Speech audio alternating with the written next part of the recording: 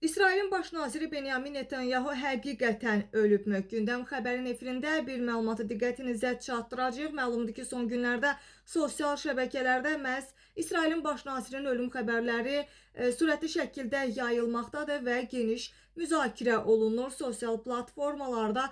Bununla bağlı məhz bir açıqlamamız olacaq. Azərbaycan Yəhudi Mərkəzinin direktoru, eyni zamanda Sumqayıt Yəhudiləri Dini İcmasının təsisçisi Nəsimə Əbilov jurnalistlərə yazılı bir məlumatı diqqətinə çatdırıb. Belə ki, həmin məlumatı sizin diqqətinizə çatdıraraq.